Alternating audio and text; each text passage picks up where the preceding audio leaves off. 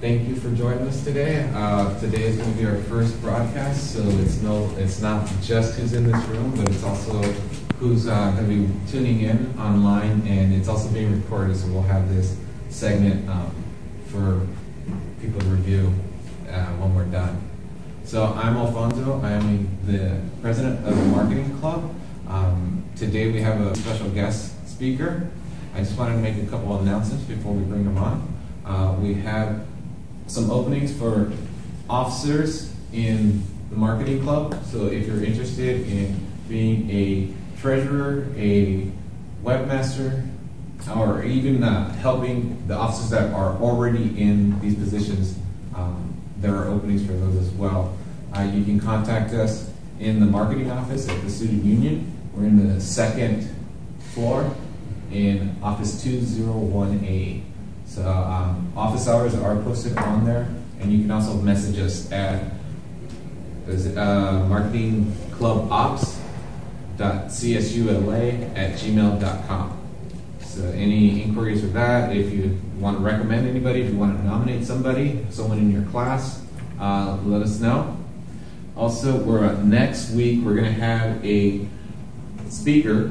His name is Thomas Lawson, and he is a business owner. He launched a couple of ventures, and he's very enthusiastic about reaching out to the Marketing Club and giving some advice, and also I believe some opportunities that he may be coming with.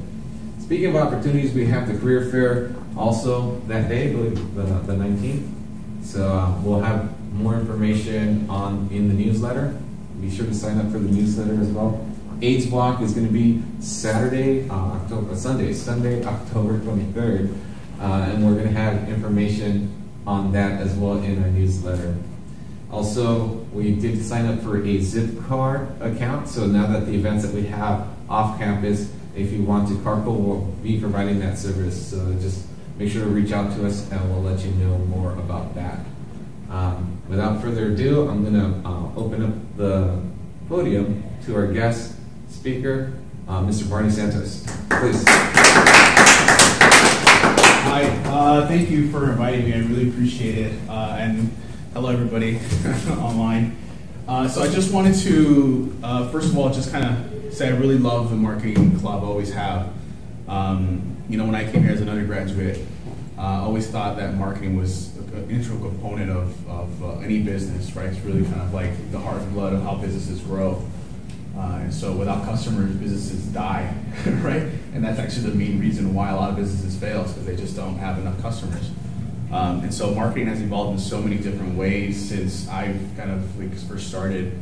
Now marketing is a lot of times working hand in hand with engineers, right? To create sort of like growth hacking sort of tactics in tech companies. And so I think it's a really interesting time for marketers to sort of lean on these new methodologies, new really innovative ways of doing things. And I think the future is only going to get more exciting. And so with that said, I want to just kind of like quickly give you a brief little context of kind of what we do here at the Center for Entrepreneurship. When I say it's a little small center, we're just starting out. We're sort of like a startup within an organization. Alicia and I actually work up there. I run the center. Ultimately, the whole purpose of the center is to create a platform for ideas to flourish. Right? We believe in the power of crazy ideas, and so we want to provide a platform and a place where students can feel supported with those crazy ideas, and where their ideas can thrive, and as well as students themselves can actually thrive as well. And so whatever we can do to help support that, that's kind of what we try. We connect students with mentors, industry mentors. We help connect students with internship opportunities in the actual startup field or in small companies. We also help connect students with other students who are looking to sort of launch something. Maybe if you want to looking for an engineer, we can probably say we can partner with another engineer student. Somebody wants to build something or design something, or we just try to make those connections happen. So sometimes the school is so disconnected that bringing people together is a really great value. Additionally, we provide a lot of training, and so we have a couple events that we go all year round. So this first event that we have coming up is actually the hackathon coming up this month, and it's just next weekend. If you want to pass those out. Are you guys familiar with what a hackathon is? No? So hackathons are really interesting. It's sort of this really cool event that it's usually either overnight or over the weekend, but typically what it does is it provides a platform for students to kind of like hustle and build something really awesome and cool over the course of 30 hours. And so this event will be the first event in Cal State LA's history that has allowed students to actually sleep over and do this type of work. And so students will be able to be in the Gold Eagle Ballroom, build something with code, or build something with hardware, or build something with code for a hardware platform, right? So like Oculus Rift, like we'll have a VR headset there. We'll have some hardware that measures brain waves for apps, and so you can build platforms for stuff like that. So it's a really cool thing, all related to biotechnology. So there'll be a combination of students that have hardcore hardware skills, hardcore software coding skills, and then some students just have neither, right? But they have great imagination and are really just enthusiastic to learn. And so I encourage everyone, including everyone online, to kind of like check it out. It's biohackla.com, right? It's really simple to memorize, biohackla.com. And so that website ultimately will give you the rundown of all the questions you need, has a video, and you can RSVP. The great news is it's absolutely free, right? Free food, free coffee, free shirts, free swag, right? If you win, you get prizes. So ultimately, if you don't want to code, you don't want to hack, you just want to eat for the weekend for free, like that's a cool place to do it too. So feel free to come by. We have pizza, like sandwiches, all kinds of cool stuff. It's going to be a fun environment, right? I think at midnight we're going to play a game called Werewolf, and I still don't know what it is. You apparently think it's awesome. I don't know. I played. It's good. It's cool. It's cool. So they're going to play Werewolf at midnight. So it'll be a fun thing. It's a collaboration between the LA Biospace Incubator, which is here on campus. It's a brand new incubator. And additionally, it's a partnership between the center and the College of Engineering. And so we've also partnered with some industry partners like Make in LA. It's a hardware accelerator. Rhubarb Studios, which is a co-working space in downtown. And Major League Hacking, and a bunch of other people. So it's a really fun event. The other event that we got coming up at the end of the month is a speaker series, part of our ongoing speaker series. So as you guys know, bringing speakers to talk is it's good value, right? Because it sort of expands you to kind of what you don't know. So we're going to bring somebody really awesome. Her name is Patty Rodriguez. So I don't know if you know who Patty Rodriguez is or not. You will for sure, definitely down the road. She's an emerging entrepreneur. Hey, man. And she actually works for Ryan Seacrest. You know Ryan Seacrest, obviously. Have you guys heard of like the Ryan's Roses, that segment in the morning? No? Some of you have? So she's the one that's a voice on Ryan's Roses, but ultimately she has built this company called Little Libros that's actually a bilingual book. And so it's a book, it's illustration children's book that teaches kids bilingual English and Spanish, and she's in Target, Walmart, a bunch of places. She's just crushing it with this book. She also created this jewelry line called Mala, and she also did this huge petition to try to get MAC Cosmetics, you know MAC, the makeup, to start a line with branding with Selena, the musician. And so she was the one who actually kickstarted that whole thing, and so she actually got it, and MAC actually released the Selena line October 1st up in Corpus Christi. So she's going to be coming at the end of this month, free pizza. I like to feed people, so you guys can definitely come. But the first 40 students actually show up and get a free book as well. And you know, I'm going to try to convince her. I think she'll be okay with having people sign. She'll sign the book. So it'll be an amazing event. But we'll do more stuff like that going in the future. Right? The last time, a couple months ago, we had a friend of mine who actually started a tech company. He raised $1 million while he was a grad student. He's also the president of like the grad MBA program. Right? So he's like a crazy person. Right on top of it, so he raised the money to build his startup, build his team. And so he came and talked about the realities of what it's like to start a business. And even though he just raised $1 million, he's still like broke because he's paying all his employees, right? Building the talent. And so that's the kind of stuff that we really love to do. We want to make sure we bring that value to students.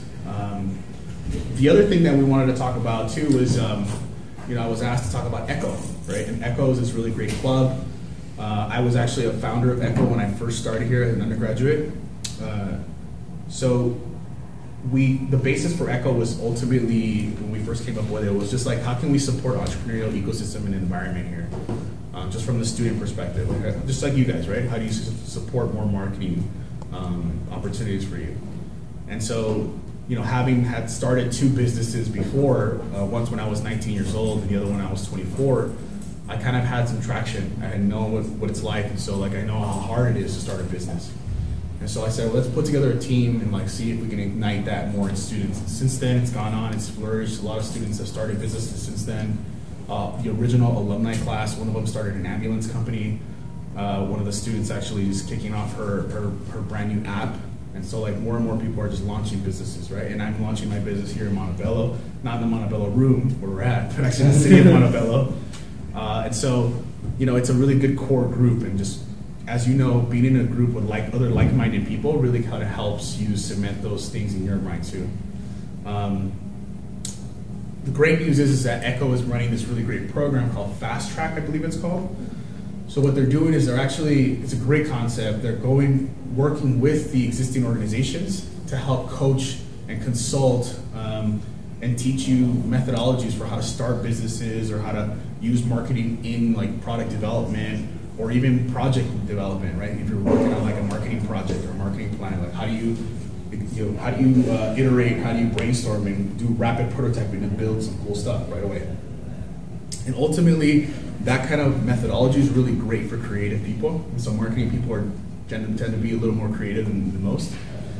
And so it's a really great program. I highly suggest you work with them. I think it sounds like you guys already formed a partnership with them.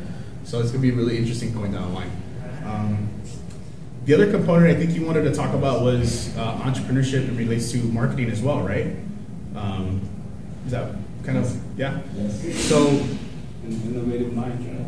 Yeah. So it's an interesting concept. So let's do you have any questions so far about kind of like the stuff that I've brought up so far? Like any of the events or anything to do with Echo and the partnership? Which one's your favorite? In regards to the events? Yeah, like which one do you have? It's funny, man. I have a different perspective because like we put on the events, so like it takes a lot of energy and effort. So each one is like the one that I focus on the most, and it's like once it's done, it's like, oh, that was so great. Right. And then the next one comes, and then it's like it's back at it. But if I were to say the one that brings me the biggest joy is probably the business pitch competition that we do every year, only because at the biohack, at the startup weekend, the outcome is not a formalized company, but like a formalized idea, and people get excited about stuff. But the business pitch competition, you get to actually pitch an idea with a team, and then if you get selected as one of the finalists, like the final 10, you go through a training, like a 10-week training. And through that training, you actually solidify your idea even more. So at the end of it, what you're pitching, you're actually pitching a real concept that you've validated, you've tested, like you've answered all the questions about it. And so when you pitch it, like people tend to like really do well. And in fact, the last group of people that we put through the business pitch competition, the first place winner won, what was it, $3,000? But outside of that, a couple months later, he raised over $100,000 right away. Second place winner raised $120 a couple months after. It was accepted into a Hawaiian accelerator, raised another $100,000. She already has her products in markets. And I think third place, who was third place, you remember? Third place was the book company. They got accepted into actually a couple accelerators and incubators too, right? So like to see students actually take those ideas and bring them to market is really awesome. I think additionally from that, what I like to see going forward is like more of a collaborative energy here. Like I think the good thing that we have at Cal State Los Angeles is we have the amazing students. So I went to Cal State LA from undergraduate, and I went to USC for my graduate. And so there's a very stark difference in like the education level in the sense of like the pedigree of like professors. We have really passionate professors here. And the students here are so amazing. They have such energy. You guys are like really hustlers, right? You guys really do a lot of work.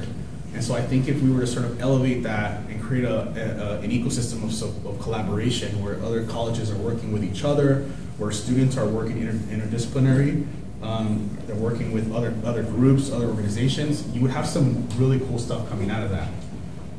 When you start partnering with different people who think very differently than you, what happens is you get outcomes that are way better than just you coming into it, right? Have you guys done that before, like working with somebody completely in a different space, like another major or whatever, right? Completely different outcome, right? And so that's always a good thing. What I would love to see going forward is possibly more collaboration in that part, right? I think one of your members, she's so Crystal.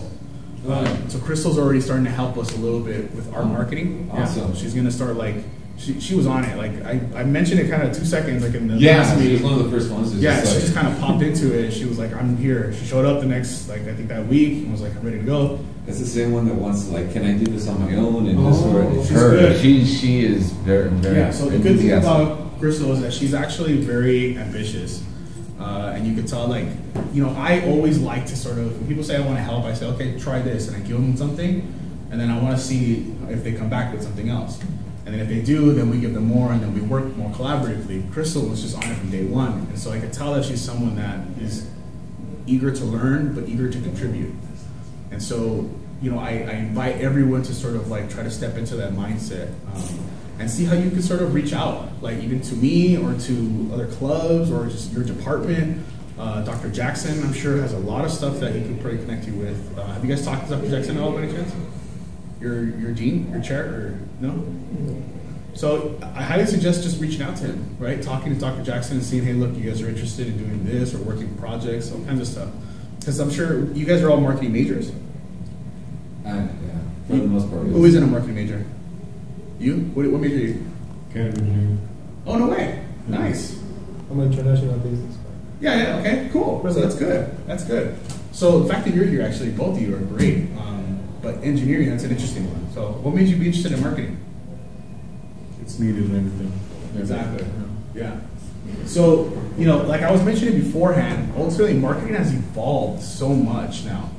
People are I have friends that are growth hackers, right? They work for companies and they're working with engineers to infuse like little things that seem sort of insignificant that are fused into the actual code, but that help create a viral effect and like sort of it's this closed loop where it's like it's like when you sort of like go on Uber and ask you to share this to get a discount with your friend, right? That's one of those built-in growth hacks. That's the reason why they grew so fast also. Sort of like when, I remember what email it was. I think it was Hotmail. When Hotmail first came out, and it was like the battle of the emails. Hotmail put a little link on the bottom, like if you want this email or something like that, they put a link, and you can sign up for an email on every single email, right? So there was a little hack that they did to kind of grow exponentially. And so things like that are really interesting. Like how can you infuse this sort of creative thinking and innovative way of thinking to sort of help grow companies and businesses? And I think that's what really would be helpful for you guys to do going forward, and girls, I'm sorry, is sort of like think about, you know, what are the things that you can get involved with from a hands-on perspective. You learn a lot of stuff in class, which is phenomenal, which is great. Believe me, like Cal State has a great theory-based project, a great program. Every university has great theory. Where you really learn is by applying that stuff in projects. Getting your hands like in stuff, right? So whether that means volunteering to be like a lead in a project, if you want to do something here for the club, for your marketing club, like saying, hey, look, I want to lead or I want to take on this project and market that project here, you learn way more doing that stuff than just sort of like sitting back and like taking in information. It's always better to be more hands-on. And so I invite all of you to do that because it's going to be huge for your sort of like growth in this space and understanding of marketing. You know, I think do you guys do a lot of hands-on projects here for the marketing club? We try to. Yeah. So what kind of stuff have you done in the past? Well, we brought in more of the networking and coming in and how you enter a conversation, how you exit a conversation. Yeah. Things that you can stay away from, or how to emphasize your strengths, things like that, where we work together. Yeah. We also have Thread came in, which is an app. And we were sitting around tables, downloading the app, figuring out how to work together as far as marketing pitch to get people to sign on to the app. So it's real life scenario where this brand is trying to get out there and gain recognition.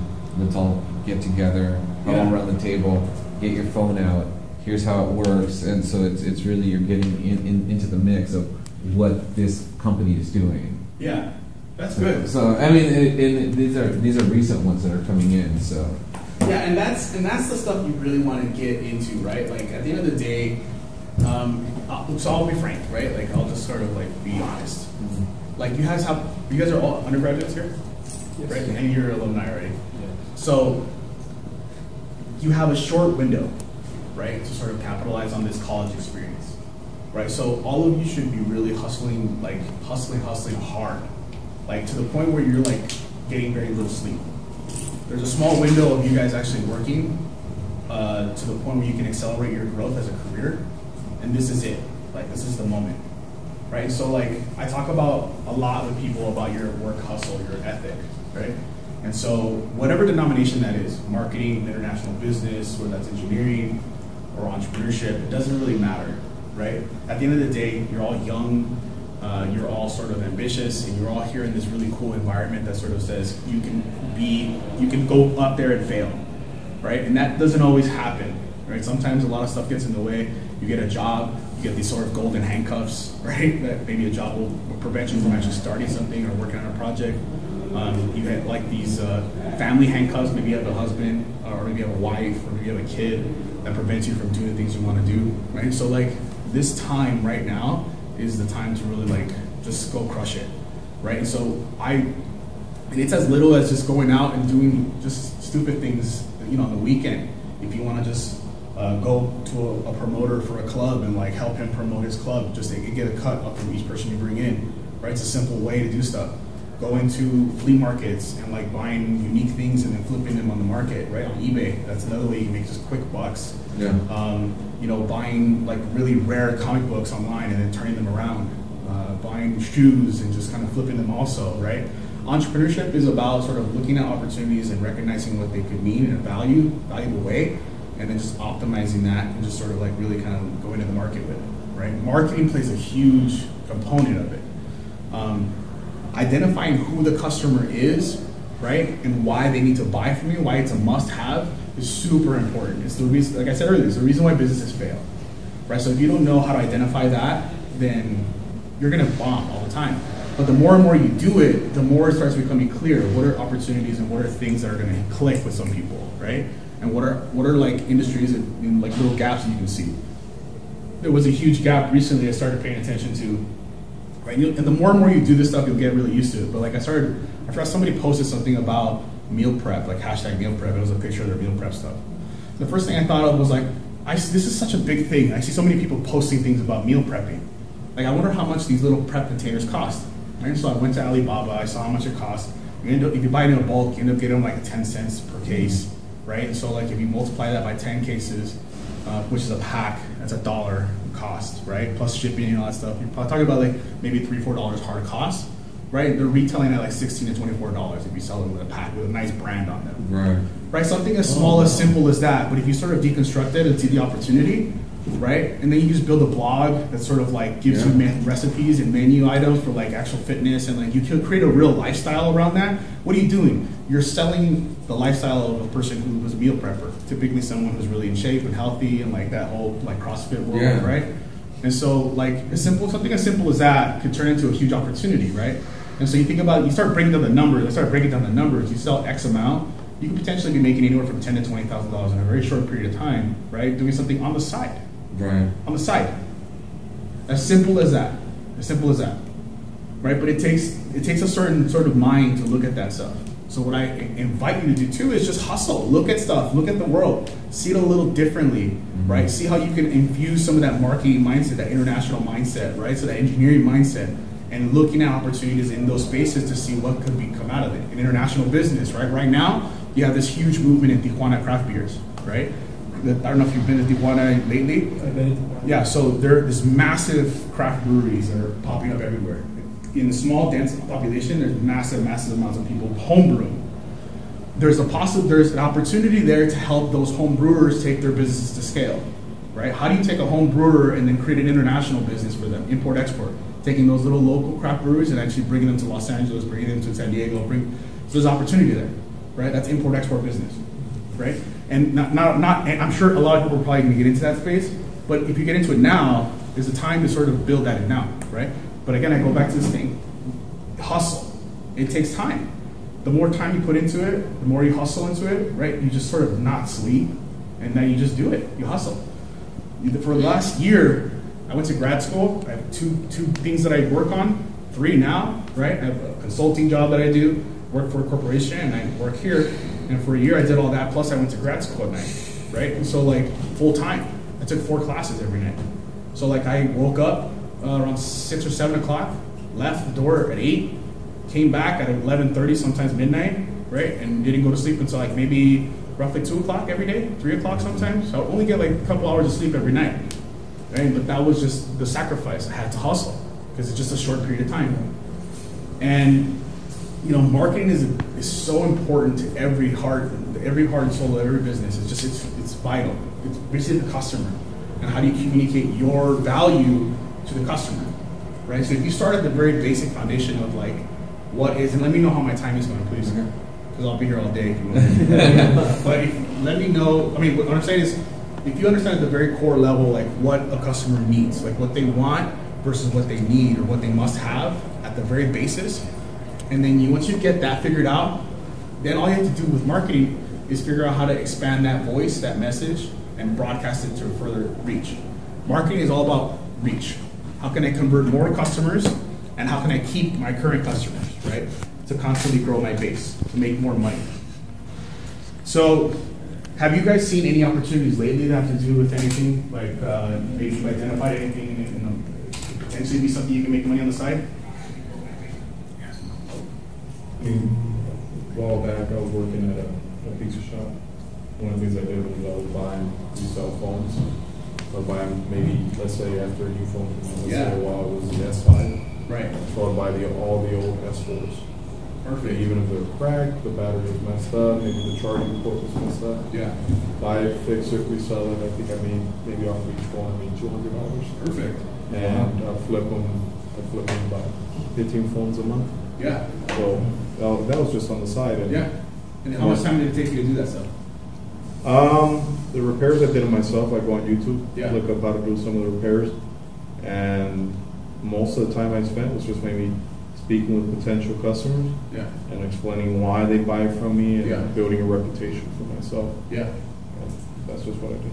And that's as simple as that, right? Ultimately, right? It wasn't anything that was rocket science. You weren't changing the world or anything. You're just identifying an opportunity there, right? You saw a new phone comes in, which automatically makes people know nuts and say, I want that new phone. I don't want the old phone. But there's a huge market of people like me who still have the old phone, right? But I also have the new one too, right? So, but there's a bunch of people who have the old phone who are just like, I don't know, or who'd be like, yeah, I still have the old phone, but I want the old phone, the newer version of the old phone, right? So that's another market too, right? So you've identified that, and that's all it is. Identify an opportunity, and then marketing your way to get more people in front of you, and that's it. You said you were kind of like... Oh yeah, I had an opportunity like about a year ago to work in a dealership selling cars. Yeah.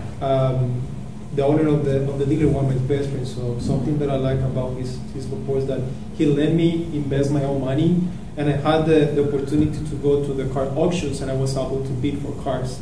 So it was a really good experience, even though that it was time consuming, because it's a hustle, as you say. If you want to make money, you have to be there all the time. And I didn't like the part that I had to sacrifice my school, but I learned a lot throughout that time that I worked over there. I was able to create advertisement and post them on Craigslist, Facebook, Instagram, and some other websites, and it was a really good experience. Yeah. You know, I used to have a friend I had a friend that his father owned a car wash, and it was in a very, very highly visible area in Maywood. And he said, you know what, like, I'm gonna buy used cars at the auction, right? Or for like as little as $500 to $1,000 each one. Fix them, he's got a mechanic, had them fixed, and then he just parked them. That's it. He wasn't there to like sell people or anything. He put his phone number on there. He put like 4 or 5 cars there.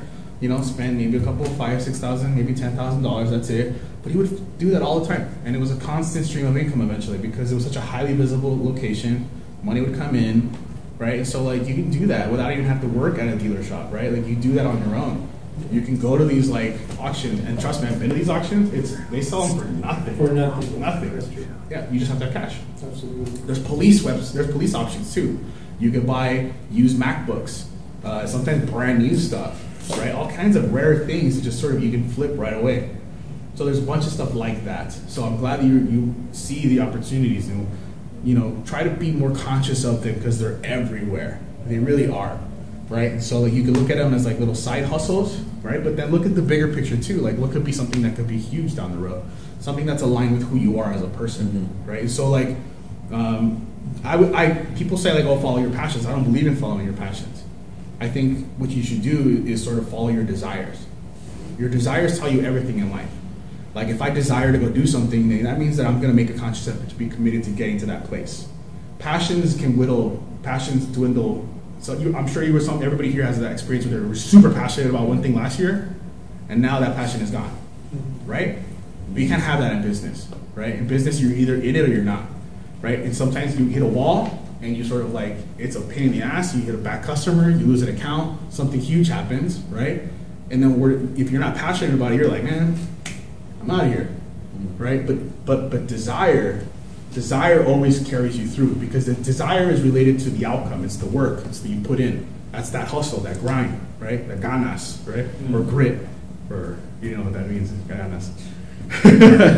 So that's what I would always suggest is kind of establish who you are now. Take a baseline for like what are your skill sets? What are your strengths? What are your weaknesses? Right? Who do you know? What do you know? Right? What's your network look like? Right? Look at that as a starter, as a basis. Right?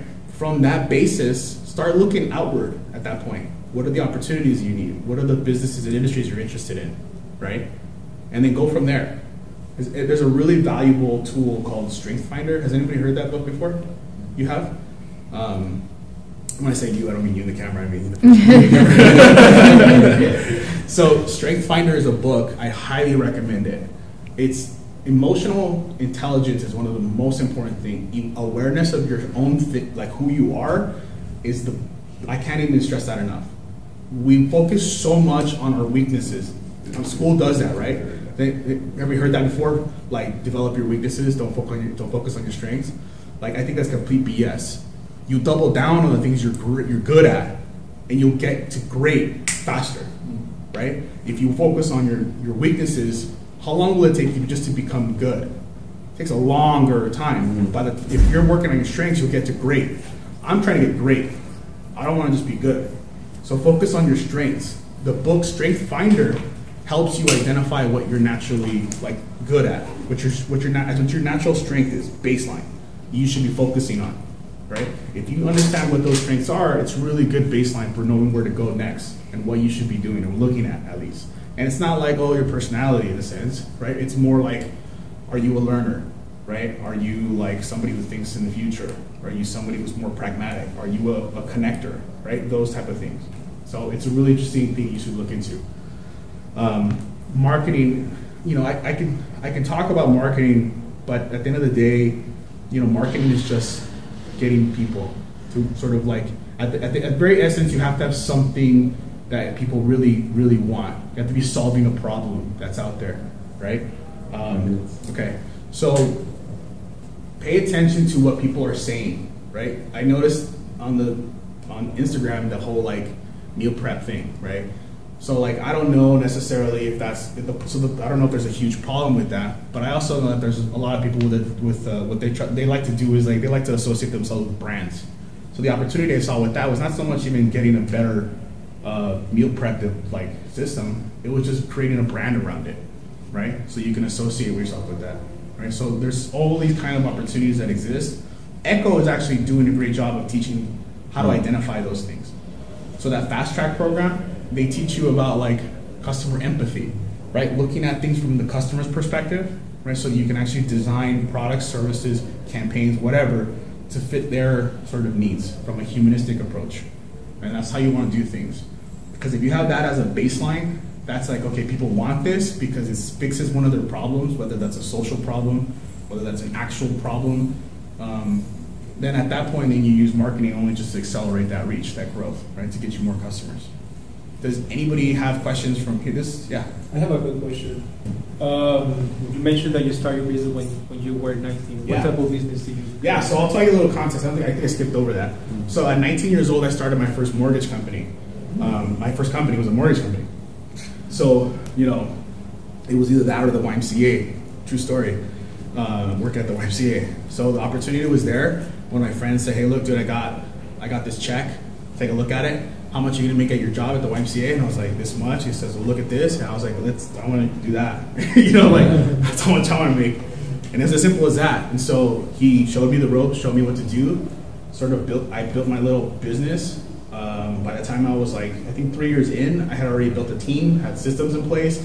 It was a machine at that point. Like I knew that based on the system that I had, that I was going to get 30 leads every single month, that I was going to close roughly around 10 to 12 deals every single month, right? And that was going to translate to anywhere about, well, it was roughly about $4,000 to $5,000 per deal, right? So you can do the math, right? So from that point, we sort of broke it down to the employees and everybody got a piece, and I ended up with what I got. But it was a great business, right? And I was 20, it was in my early 20s. So you can imagine me, I was super young, but I hustled.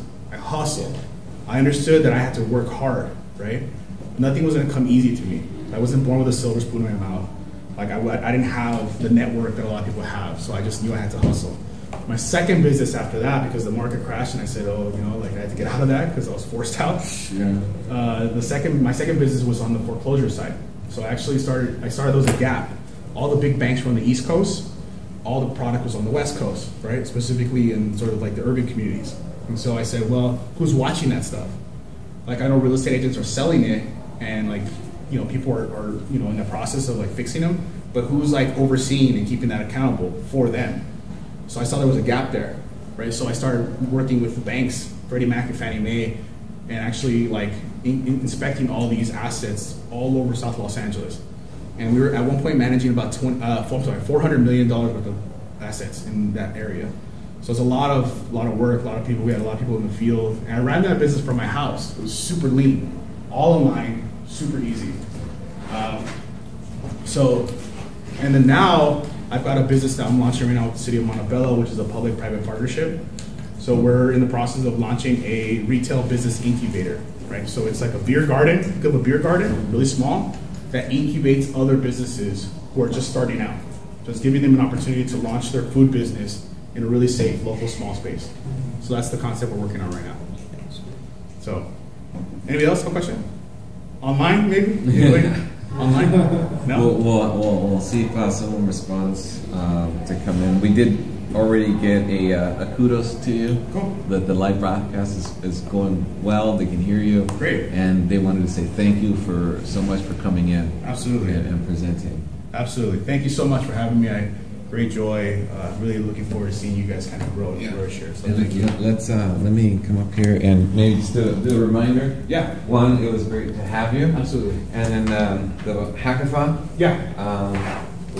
So the hackathon's coming up October 22nd. It is a 30-hour event. You get to come work in a team of 5 people, coding, hardware, build something really cool in 30 hours, and on Sunday you present to judges and win prizes. Fun event. So make sure to come out and support and get involved. So thank you for everyone that showed up and that's watching online. We'll be here next week again with our guest speaker, Thomas Lawson. It's be a great time for everyone. So feel free to check out the video once it's posted. Rate, comment, and let us know what you want to hear. If you have any questions for Barney Santos, send them. We'll get you in contact with him. So once again, thank you so much. And sign up on Startup Cal City LA, the group page on Facebook. It's Startup Cal City LA. All right. Cool. Thank you. Bye.